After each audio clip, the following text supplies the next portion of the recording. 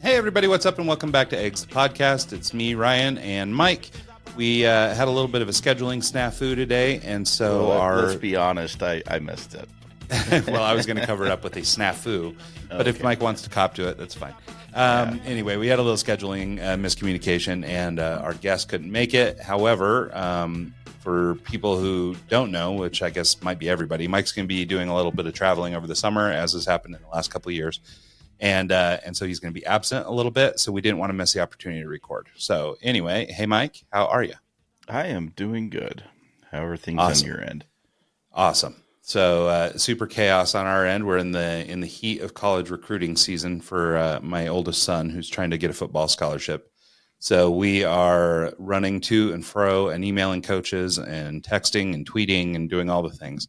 So, So anyway, so that's chaotic. So, but before we get into that, I want to talk a little bit about just you and I were just talking just before we hit record on this, about this pool player that's coming to town and all this stuff. And, I don't know. I mean, I'm interested. I want to learn more about this stuff. So let's talk about that. Who's the guy?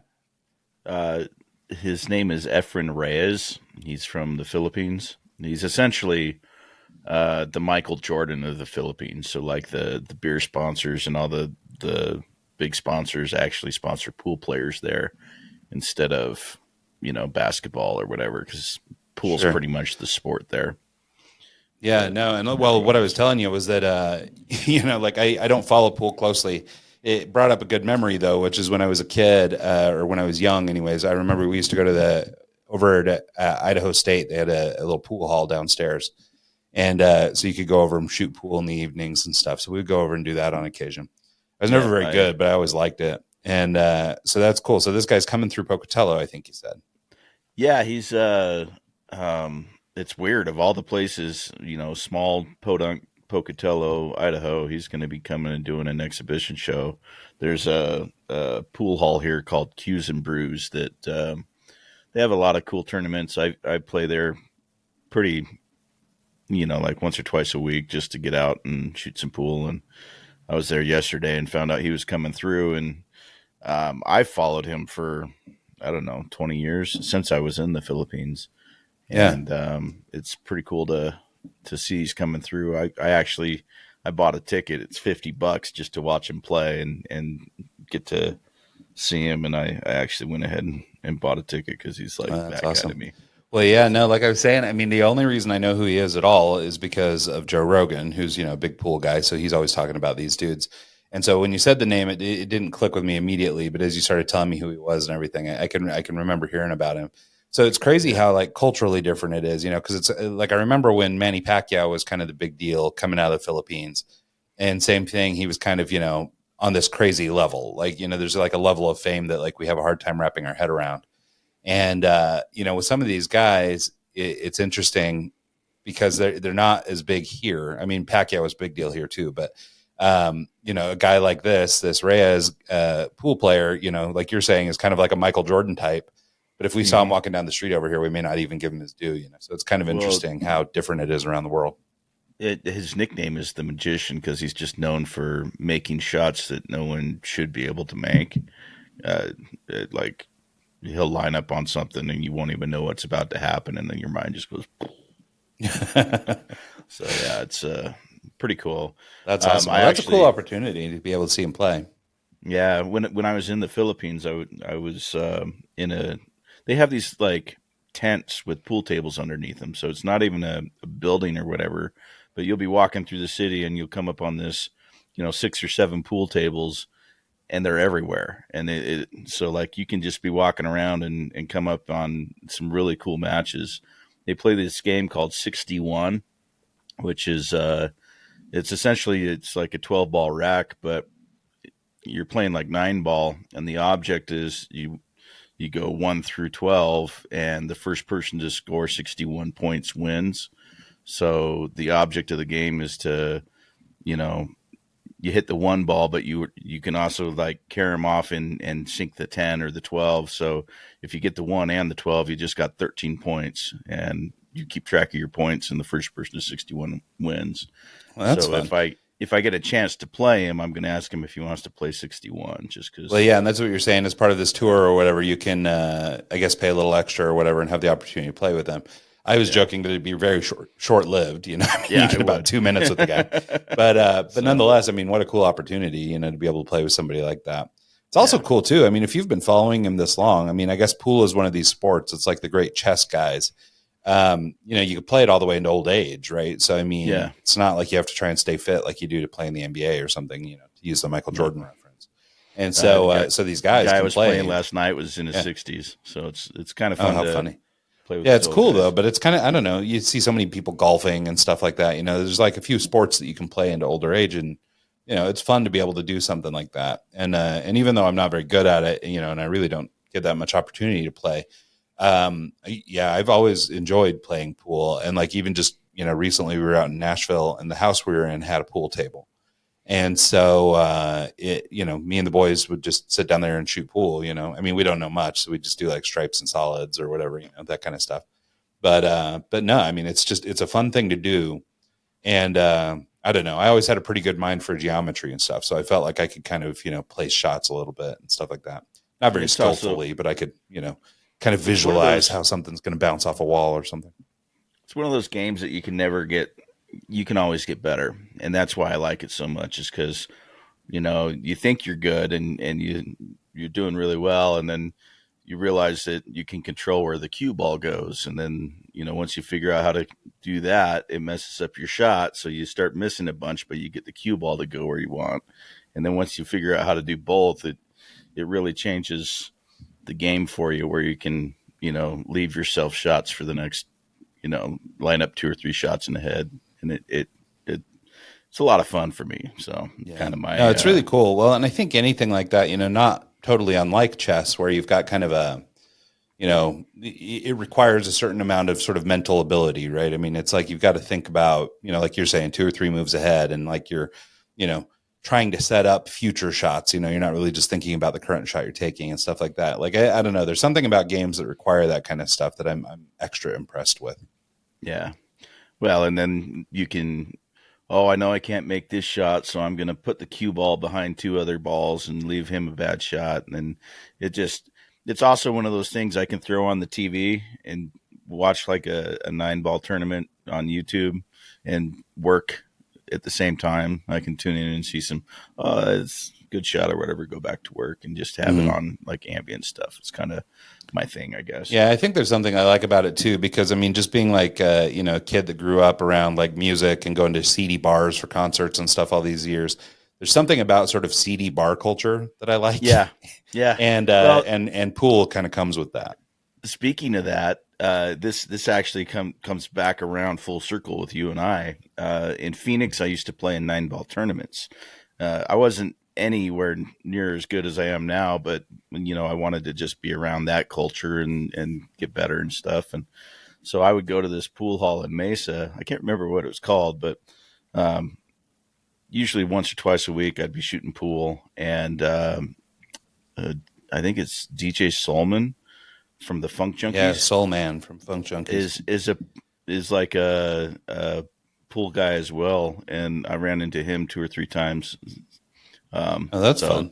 it's just kind of funny that through that connection through pool, I ran into him, and him from Yeah, your work with those guys. yeah. His name's So Joe Valiente, and yeah, he's. I mean, he's the coolest dude. He still cruises around as DJ and everything, so you can catch him out and about. I know Yeah. he just opened for 311 down in Mexico. Oh, did he really? Ryan Oh, that's from awesome. Ink Rebellion posted about that the other day. Well, that's cool. Yeah, no, Joe's an awesome dude. And actually, yeah, we saw him at just randomly. He was DJing a New Year's Eve event in Park City a few years ago, and so we saw him then. It's the last Nice. time I've talked to him, but I mean, it was good to catch up with that dude. But yeah, no, it's funny, as we have been on this podcast, and so for people that like listen to the oh shoot, Jason DeVore episode with all the Arizona connections and stuff like that with Authority Zero, his band, and then also with Joe from the Funk Junkies and everybody from that. It's funny how small the world is, like how just everything is sort of interlaced and intertwined. And you and I have been together long enough now that a lot of those paths have sort of come full circle, like you're talking Yeah. about. So Yeah. yeah, it's Speaking kind of fun. of that Jason DeVore interview, have you seen we're starting to get these emails from Earshot Media with Yeah. promo stuff? I Yeah, we'll think have to that's start, investigating some of those. Yeah, I think it's a record label, and they are. I don't know. Maybe I ought to look real fast just so we don't yeah. besmirch. I But I I think they're, think record launches and things like that. I think his solo stuff is through this label, Oh, okay. if I'm not mistaken. But it looks like there's some pretty cool artists. We might have to Yeah, reach well, and out it to looks them like and they see have about getting like, them on. yeah, they have the dude from Fishbone as one of their guys. Yeah, I think he's doing kind of a solo thing or doing his own thing now, but like that, some old school reggae stuff, so that'd be pretty fun. Yeah, a bunch yeah, of other bands and stuff like that. So yeah, no, it'd be awesome if we could start getting a few more bands on here. It was a lot of fun to visit with Jason, and obviously his situation's unique just in that, I mean, we're so inexplicably connected to that dude over yeah. like decades, that it's kind of a funny thing. But yeah, no, Yeah, it's funny it was because crazy talking to him because we knew everyone that he was talking about, and uh, like it was brought up in the show. We've kicked it with him multiple times, but never really yeah. got on a friendship basis with Yeah, him. somehow we should be really close friends, but we're just Yeah, not. And so it's a weird thing. Yeah, no, it's funny too because like even after we hung up that show, for a little peek behind the curtain, we were talking with Jason just for a brief minute before he jumped off, and it was like, oh yeah, I think we had left off talking about like his acoustic album or something like that, but yeah, that was also, I mean, we just didn't get into it, but I mean, that was through the same record label that I was working with. And it was like, yeah. I mean, there's just like, I mean, the connections continued well beyond that conversation. And so it's interesting. And then I've been watching, he just, I think, dropped a new video. He dropped a new album, the new Authority Zero album. They just did a little Yep. mini tour. And I think they either just got back or are heading out to Europe or something. So there's Yeah, a bunch of stuff going on with him right now, which is very cool. yeah. I'm excited for him. Be cool to see what's coming up. Yeah, we'll have to circle Uh, back and regroup. so you're right in the middle of getting some college stuff done for football. Yeah, we're working on Your it. So your we talked month about is it a little crazy. bit. Yeah, we interviewed a guy a couple weeks ago, Jason Friedman, and so you'll probably hear that episode before you hear this episode. But we were talking about it a little bit during that show because it sounds like he's got a son who's going to be in the college recruiting world one day too. And so, but we're really learning it. I feel bad for our oldest son because we're learning all this at his expense. But by the time our younger son comes around, if he wants to pursue sports in college, hopefully we'll be old pros by then. But yeah, no, it's just a nightmare. And before we jumped on the call, I was kind of breaking down for you what our June is going to be. Mike's got his travel coming up in June as well, but our June schedule is just bonkers. And it's hard because people listening may or may not really know these areas. But so like this weekend, for example, we're going to Vegas. So Vegas is about a 6-hour drive from here, just to give people some context from where we're at. And so we're going to Vegas for a long snapping tournament this weekend.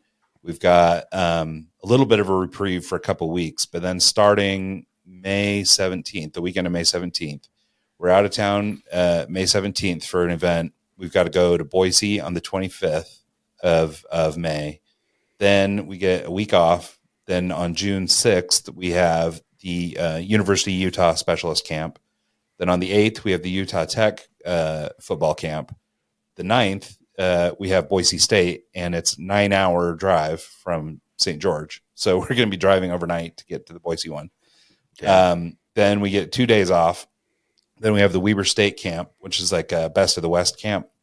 So they bring in a lot of colleges from all over the West. And then we have to drive from Salt Lake here to Bozeman, Montana for the Montana State camp, which is like an overnighter, the 14th, 15th. And that's Wow. about 8 hours from here. So it's like every drive we're doing is like an 8-hour drive, and they're all over the damn place. And so, but Sounds according like you need to trade in your camper for an RV. well, my wife was asking about that because we have a little camper trailer, and she was like, "Well, maybe we should just take the camper and just stay in places." But I don't know. I'm like kind of the opinion. I'm not a big guy that loves pulling trailers anyway. That's But what I mean. but it's like, yeah, so an RV would be a way better way to go. But it's just like by the time you put in gas to do a 9-hour drive, like I could just stay at the hill. So, so I think it'll be a little easier to deal to just stay at hotels. But I mean, we're looking at every option, right? I mean, we're not like uber wealthy or anything, right? So we got to figure out how to do all this on the cheap and try and figure out. Here's a suggestion. I mean, he is 16. Pay for He's got a college, license. Just let bag him all this drive shit, on his pay for own. school. You stay home and enjoy your thing and just let him go. Yeah, it's an option. Figure it out. Yeah, no shit. So, but yeah, so anyway, so it's been, chaotic to say the least. And, the kid is already working out 4 days a week, 2 days a week with long snapping coaches and 2 days a week with lineman coaches. So he is just Wow. hammered. And, and then the school itself has workouts 5 days a week. So he's working out with those guys in the mornings. So it's just, he's putting in the work. So I really hope he's rewarded with something exciting. I hope he can find a deal, a school that'll take him, that has the kind of academic stuff he's looking for, and also has the athletic stuff he's looking for. So, well, he is. Not to brag, but isn't he a pretty good student? yeah, he's a great student, and so I think that's going to go a long way to helping him. He's a great athlete, also. But he's not one of these dudes that's like, got recruited at 12, and he's like one of these super, mega elite athletes that's already, committed at 9 years old to some huge school. Yeah. So he's having to work for it a little bit more. And, and education is actually his kind of number one priority, even though athletics is right up there with it. And, so a big part of it is, he could get into a smaller school or a lesser quality school with no trouble. Yeah. Like he could probably just walk on somewhere. But the reality is he wants to get a good education too. And I don't think he would sacrifice gameplay for his education. Like he wants to play sports, but he doesn't want to give up a good school. So, smart. But it's hard because, like, from an athletics perspective, everybody's looking for a D1 school, and the FBS schools are like the biggest, baddest ones, but they're already done recruiting his class. They're on to the next generation of kids. Yeah. But the FCS schools, a little bit smaller ones, like the state schools, like Boise State, Weber State, Utah State, these kinds of places, still have some opportunities for kids his age, which is good. And so if he could get into a school like that, that'd probably suit him pretty well, and that would work. But when you're thinking about D3 schools and stuff like that, which he's got some D3 offers that have come through, but from an athletic perspective, he doesn't really want to go to a D3 school because that's sort of a big step down. But like I could be screwing this up, but like MIT is D3. Yeah. And like, Harvard and Yale and MIT and Harvard aren't known. Yeah. They're not known for having amazing football programs. Yeah. But, but at the same time, if you could get accepted to a school like that, it might be worth it. Yeah. And so he's kind of, got this delicate balance that he's got to strike, which is, academics is important, athletics is important, and then kind of how do those things, go against each other? Like, he's got one school, this Oklahoma State, is hounding him or sending him a lot of materials. I don't know if it actually means anything, but they're sending over a lot of stuff. And but they want him as an academic, right? They would be one of these FBS schools. His only chance of playing football there would be to walk on, probably. And does he know what he wants to do education wise? He's got an idea. He wants to go into like criminal forensics. Like work in the crime lab kind of deal. That'd be cool. Yeah. And so I think it'd be a cool deal. And actually, Weber State here is supposedly where the FBI recruits out of for that job. So if that's what he wants to do, it wouldn't be horrible if he stayed close. And I think he's kind of a family kid. So I don't think he would be too upset if he got to stay near. But well, it's right next to your house too. It's really close. And so so that's an option for him. He is taking in his senior year, he's taking a forensics class at the high school, and I think he'll get kind of a taste for it. And then one of his football coaches is a chief of police around here, and so he's going to set him up with some law enforcement type things, let him do some ride-alongs and things like that, and just like kind of give him a taste for all the law enforcement stuff and see if that's where he wants to be. So he may have a different opinion at the end of the year. But. Yeah, the forensics side of it sounds really cool. Being a patrol officer, I don't know. I don't know how bad I'd want to be a cop these days. I mean, it's not, not only is it not particularly popular among the citizenry these days, it's, I just am always a field to be in. Yeah. Well, and it's just, on any given day, you're meeting people on the worst day of their lives, and like, even if it's just your first speeding ticket, like, I can't remember who it is that says it, but it's just like, the worst thing that's ever happened to you is the worst thing that's ever happened to you. So even if it's just a speeding ticket or whatever, if you've never got a ticket, it's the worst thing that's ever happened to you. And so you're never meeting people, like you don't get to save cats out of trees that often. You know what I mean? And so it's like most of the time you're punishing somebody for doing something or you're doing whatever. And it's just, I don't know how bad I'd want that kind of karma in my Yeah. life. Like I'm grateful for I people who do it because, I believe that we need to have folks, out there when we need them. But, it's certainly not for me. I have a lot of family that's in law enforcement.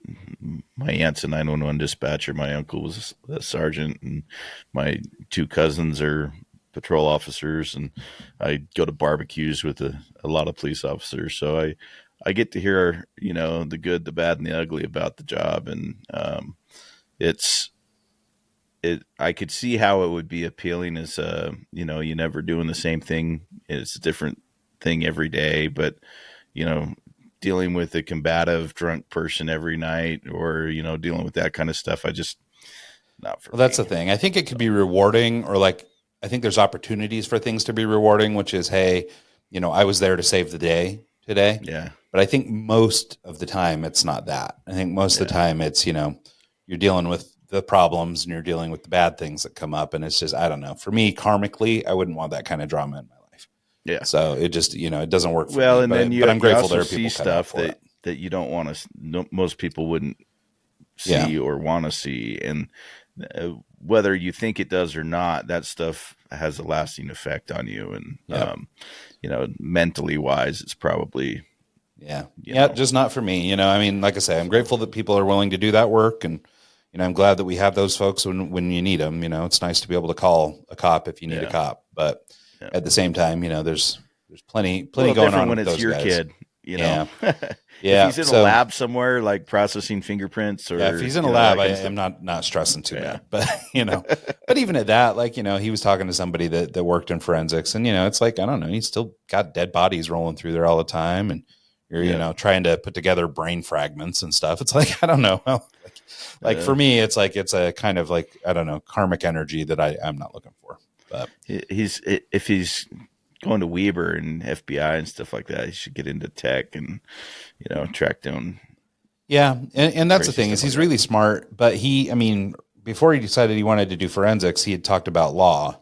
Like he just Yeah, wanted to be an attorney or something. And, so there could be something around that, I don't know. I think he's still trying to kind of figure it out, but yeah. he's, It's hard when he's, you're that young. yeah, well, and he's a lot more academic than I ever was. Like he's a much better student than I ever was. And so I can't totally relate, with, I guess having those kinds of options available to you.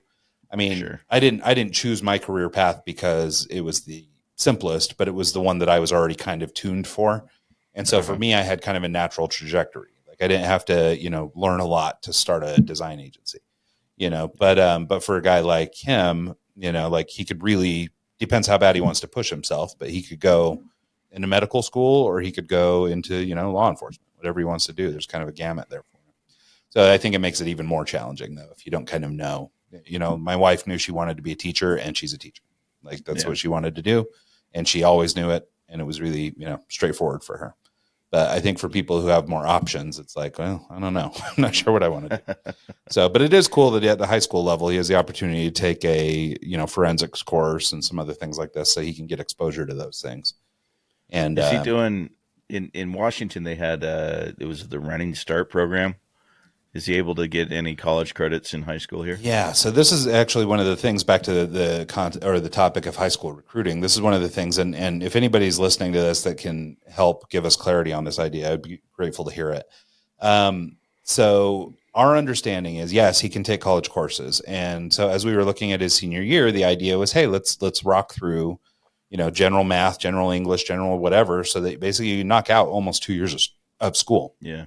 You can kill your first 2 years of generals.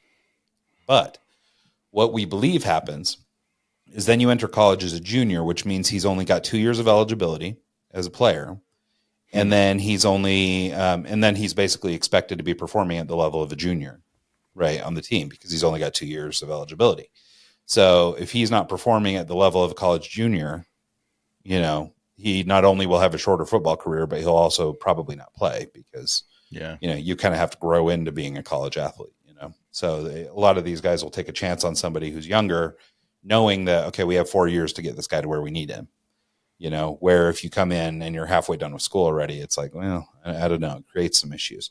So now I don't know, maybe if he was to pursue, postgraduate degree and stay in college longer, maybe he gets a little more eligibility or whatever. Like, I'm not totally sure how it works, but we're having a hard time trying to hammer this out because it's, how do we make decisions for the fall semester for him? Because because there's a version of this where he doesn't get recruited and he just goes to college. And then if he's in the same situation that like me and his mom were, it's like, okay, well, you take student loans and you go to school. Like that's it. We don't have a ton of money laying around for him or any of that stuff. So it's like, worst case scenario, you just take a student loan and go to school. Nonetheless, you still get to go to college. You still get to go wherever you want. Just, you're doing it in that way, and there's a million other ways, 100 other routes in, half academic scholarship, half athletic, all academic, there's 100 ways into school. But. If he could go in and at least start building credits towards college and do the high school running start thing, even if he doesn't, knock out 2 years of it, just start getting some credits covered that if worst comes to worst, at least that's. And that's kind of where we, I think, have netted out because at the same time, he wants to stay academically challenged. He's not trying to just coast his senior year. And so, so he could maybe do like math. He could maybe do English. He could, maybe he knocks out 2 or 3 courses so he doesn't have to take those as a incoming college student. But maybe he doesn't. And I should say too, not every school will accept his credits, right? So he can get college credits, but they may or may not be accepted, depending on where he goes. So, if he goes to a Utah school, it'd be, of course they would accept him. But if he's outside of Utah, then all of a sudden you've got to convince people. And I don't know for sure. So anyway, so we're still, I think, kind of encouraging him to do that. But if it's looking good, and hopefully he'll have, some offers to choose from here in the coming months, if he knows where he's going to school and he's already got kind of stuff hammered out, then he can, take whatever he wants to do. And, so if he wants to take all the college courses, he can take all the college courses, whatever he wants to do. So anyway, so we'll be playing it a little bit by ear, but, yeah. So I noticed you released a new print. Yeah. I just rolled it out this morning. It's been something that's kind of in the process all month. So anybody who's been following my Instagram, which isn't very many of you, by the way, feel free to follow me there. But so I've been doing this thing just as a way to do something artistic this year. I've been putting out a different poster each month in a series I'm calling Breakout. And it's only called Breakout because basically there's a white border around the pages and the illustration sort of extends beyond the border. So that's the Breakout. Which I think is cool. So it's kind of a cool idea and they look cool. And, I'm pretty happy with them. In fact, you can kind of see a couple of them behind me here. Eventually I've got it mapped out on this wall behind me that we'll have 12, one for each month. And so we'll have the whole year on the wall back here behind me, which will be pretty cool. But, nice. But right now I only have 3 of them done. You can see the last 2, but you can't see the top one. But anyway, so I've been doing these posters one a month. In April, I did something a little bit different. So April's band is a group called The Warning. We talked about them, I think, on the show before, but they're a group of sisters from Mexico who are all, rock band together, and they're awesome. But so I decided to do a poster for them in April. But the other thing they were doing was a big European tour. They had 19 dates, and they sold out all 19. Which was pretty cool for them. I don't think they'd ever done that before. And so they're on the grow. But they did 3 nights, well, technically 4, but 3 nights that I cared about in Spain. And for people who've listened to the show any amount of time, then, I'm a big Spain fan. So I jumped on those 3. And basically the concept was they were playing in Madrid, Barcelona, and Bilbao. And sort of in Spain, those 3 are distinctly culturally different. So you've got sort of proper Spain, which is Madrid, and then you've got the Catalonians in Barcelona, who sort of see themselves as a separate nation, and then you have the Basque Country up in Bilbao. And so you have sort of 3 different countries within a country. And so I did, and there's 3 different girls in the band. So I did a poster of each of the girls with each of the 3 flags for each of those 3 cities, right? So I rolled out a poster from Madrid when that happened, rolled out one for Barcelona when that happened, and rolled out one for Bilbao when that happened. And then because of the sort of 1 poster a month cadence of this breakout thing I'm doing, the poster that is the official drop for the month has all 3 members of the band in one poster. And so anyway, so I was able to sort of, multi-purpose those illustrations and create, these 3 different posters, and then this 4th one that's all 4 of them together.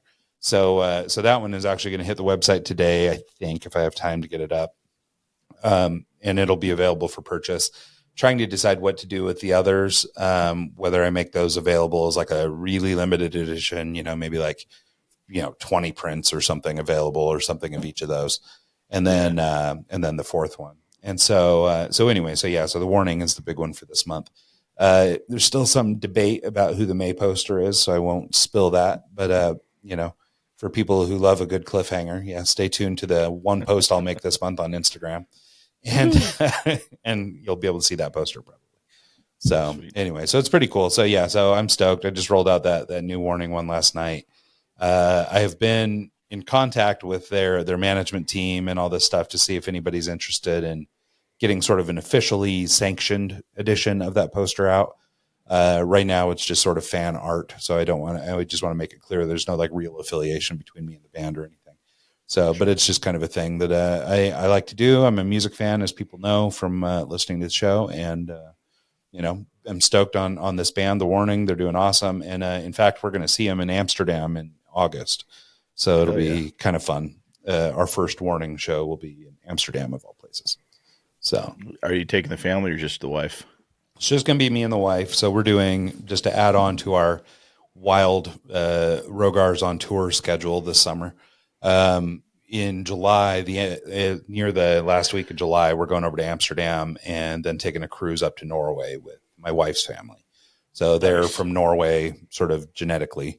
And so, and her father's getting up there in age and stuff. So we thought it would be a good time to get over there and see Norway with him while he could, travel and do all that kind of stuff. So, So anyway, so that's the big plan. But as part of it, I mean, my family, the Rogars, are all from Amsterdam. And so I'm excited to spend a little bit of time in Amsterdam. I've been there for a weekend once, but that's, all the time I've had there. So we're going to go over about 2 or 3 days before the cruise and spend a couple days in Amsterdam. And then after we get back from the cruise, the family's leaving, and me and my wife are going to stay an extra couple days and go to this concert.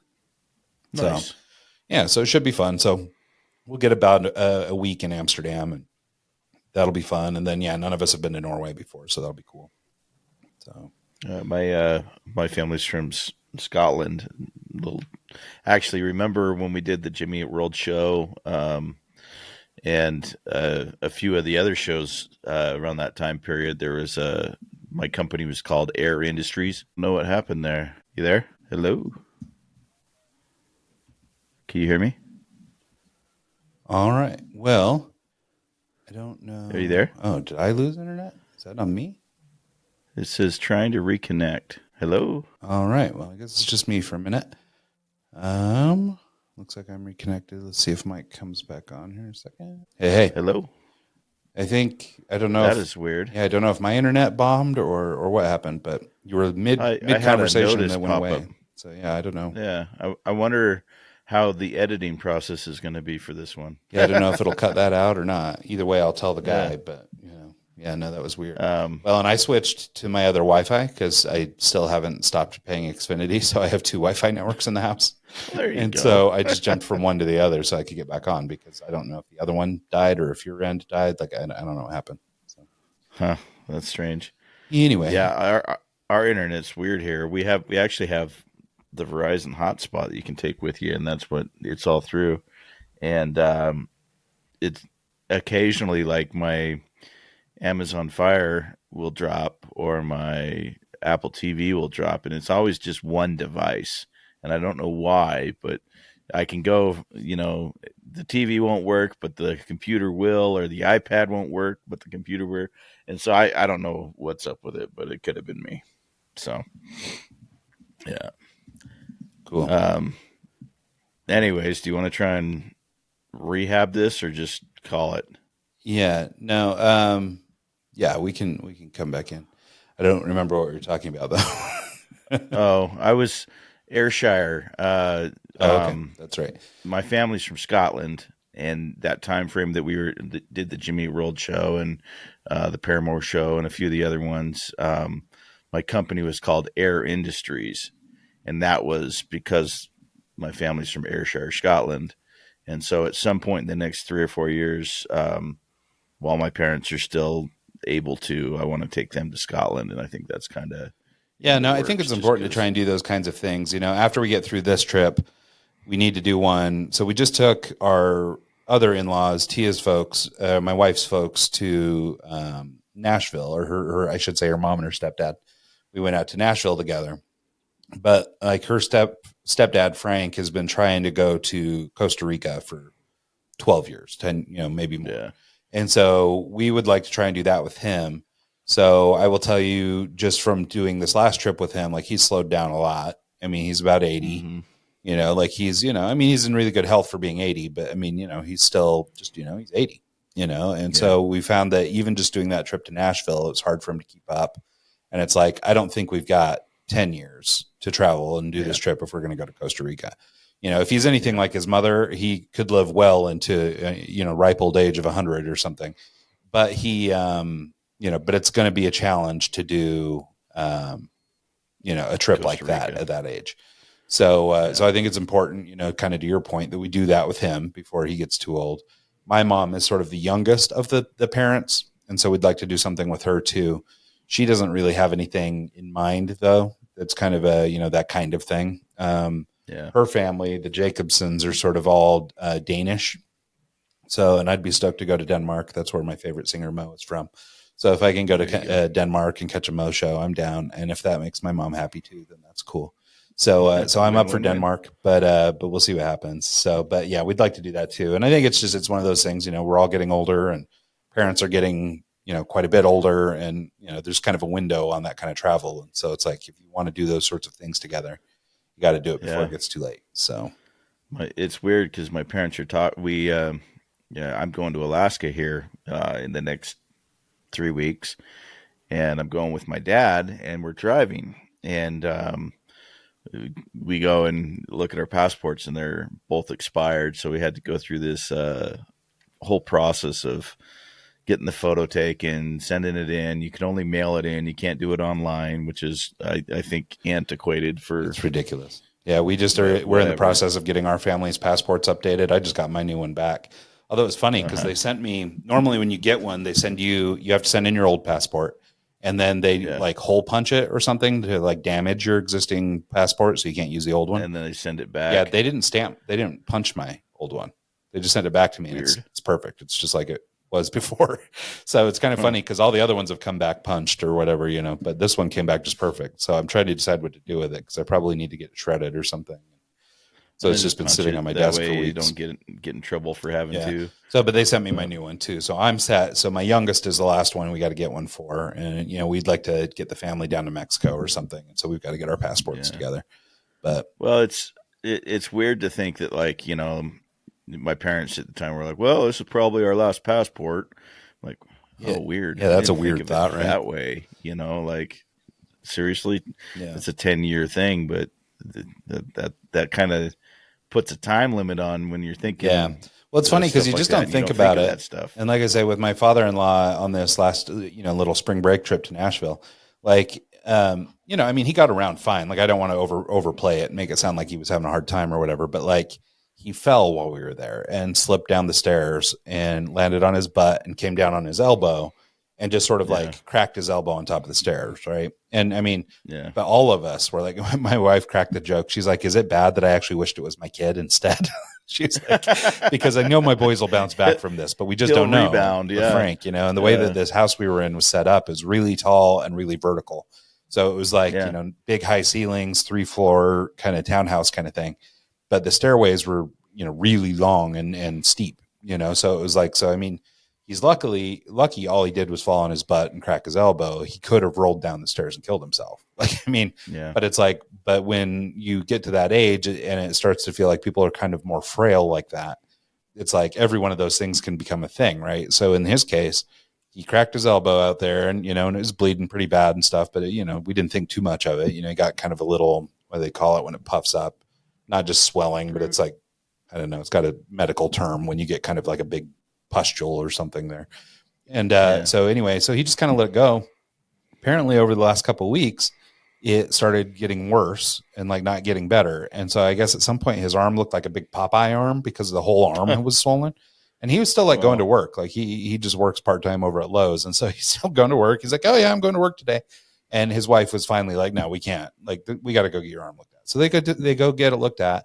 Dude's got a MRSA infection in his arm Oh and God. all this stuff because he didn't take care of his arm when he hurt it. You know, so it's like, I mean, now Well, and granted, anybody not, can. and Yeah, you don't want to dick around with MRSA's MRSA. not easy to come around. No. Like get Well, no. and they said, you know, they luckily they caught it and it wasn't in his blood yet, but they were like, but if it was in your blood, like you're done. Like, like Yeah. that would have been it, curtains for Frank, you know, and all Yeah. it took was a little slip on the stairs, you That's know. crazy. And so it's funny when you think about it that way, because I mean, he ended up in the hospital for 2 or 3 nights, you know, while they were trying to clean out the infection, and I think they ended up I had doing a a little buddy procedure that and stuff. a guy like younger than me, probably 10, 15 years ago. So he was probably, you know, late 20s or early 20s. And he decided to do this Tough Mudder competition. Mm-hmm. It's like the Iron Man, but through crawling through mud pits and stuff like that. And he got MRSA from that, and it almost killed him. Yeah. And he was Well, in that's his the thing. 20s, And I mean, so- the MRSA isn't necessarily age related, right? I mean, I guess you can kind of pick that up wherever. And I suspect he probably got it at the hospital, but, Yeah. you know, cause they say that it's kind of rampant in the hospitals, but nonetheless, I mean, he's more susceptible to infection. He's, you know, less able to fight off infection, things like that when he's older. And so even though, you know, slipping on the stairs and, you know, the MRSA infection are not necessarily old age related, he was more, you know, likely to have something go wrong because of his age. And so, so anyway, so yeah, so that just put a little bit of a, you know, kind of like your parents saying about their passports, it's put a little bit of an extra umph on, okay, well, we better, if Frank wants to go to Costa Rica, let's get to Costa Rica. Let's figure Let's it out, go. because it's Yeah. like, we can't wait until he's 86. Like, you know, and maybe You know, he'll be great, but you just can't roll the dice. It's so weird to think of that, because like we're in the process of shopping for a new home in Oregon. My sister lives in Oregon. Her husband's a doctor there, so he's not going anywhere. It's not like they're going to relocate. He's there. He's a partner, and my mom wants to be close to the grandkids. And so I'll jump on Zillow and kind of spend, 10, 15 minutes every evening just trying to find properties for them that are affordable and properties that work for what they want to do. And, you know, like before, we always would look for rehabs. We'd look for homes that need a little work, that, like get some equity in it, kind of stuff like that. Like this one here, over the time that I've been here, and then the time they've been here a lot longer than me. I've only been here the last couple of years, but they've probably, just in their own work, put 150, 200 grand in equity in the house just by doing work. And now we're not looking for that. We're looking for something that's ready to go, that's one story, that's, they can pull into a garage and get out of the car, not have to deal with snow, and, not a lot of upkeep, because, it's a little out of their wheelhouse these days. And it's weird to think of stuff like that. So Yeah, no, it's wild. And I mean, it just sucks, I mean, like I lost my dad not too long ago, and he was actually the youngest of our parents. I mean, he was, not even that old a guy. And so I think, that kind of added a little bit of pressure around this like Norway trip, right? Because I've been telling my wife and her sister to see if they could put something together and just go on a trip with their dad. I was like, it doesn't even have to be all of us. Just, you guys should go do something with your dad before he gets too old. And then after my dad passed, it was like, okay, well, like putting off shit with my dad, got to the point where now we can't do anything with it now. And so it's like, so with their dad, he's in good health and everything, but he's 76, I think. And, with, it doesn't take much, a bad cold or something. And in fact, he got had like some kind of like a staph infection or something a couple of years ago, but it knocked him out. Like, I mean, there were some moments where it was like, man, if you'd have gone another day, like you might've been it, and it's like, and just, I guess at that age, it's all it takes, so it's like, you just don't want to roll the dice on it. And so if you can get to a spot where you can do that, I guess that's the advice or whatever, the wisdom here is, make sure you take advantage and go do it. Cause, it's expensive and it's hard to do those things and all that, but I think, it's really important too.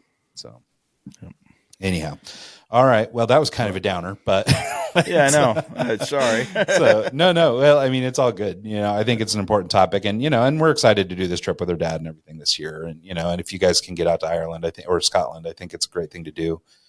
And I mean, on the other side of our family, we're all English, Irish, all that kind of stuff too. So we'd like to get over there. I mean, I obviously relate closest to my Dutch heritage, just because of my last name it's a Dutch last name, so that's kind of the one I glom onto. But we're equal parts English and Irish and all that stuff too, so it might be good. That may be what we end up doing with my mom. I actually saw once a brochure for they do kind of like a land cruise across the UK, where but it's in a train. So you have like a hotel room in the train or whatever. You have a place to live in the train, and then you start sort of at the north of the north of the UK and work your way all the way down through Ireland and everything. And but you do all your stops and everything via train instead. And I thought that looked pretty cool. So I took a train last year from Chelan. It was actually really cool. My sister is down in Corvallis, Oregon, and I didn't want to drive. I don't know why, because it's only 2-3 hours, but I thought it'd be fun to take the train. So I put my backpack on, got on the bus in Chelan, took the bus to the Amtrak station, took the Amtrak to Corvallis, and it dropped me within 15 miles of her house. But the one thing that sucked about it was I had a layover in Spokane, and the layover was like in a real sketchy kind of part of town, and I had 2 laptops on me, and I had like I'm all tense and stuff, thinking that I'm going to get mugged. But I don't think it's the same with what you're kind of talking about as far as in the UK. Like you think if it's a little bit of a different thing. But who was I talking to? I had a conversation with a guy just the other day that was telling me that he did it was actually a guy out in Nashville. He did a train ride from Nashville to like LA, and you go through like the mountains and stuff of Colorado and all this stuff. And he said it was just amazing.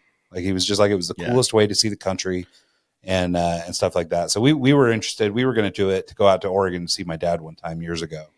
And, but like, I don't know, it took like a 10-hour drive and turned it into like a 4-day tour.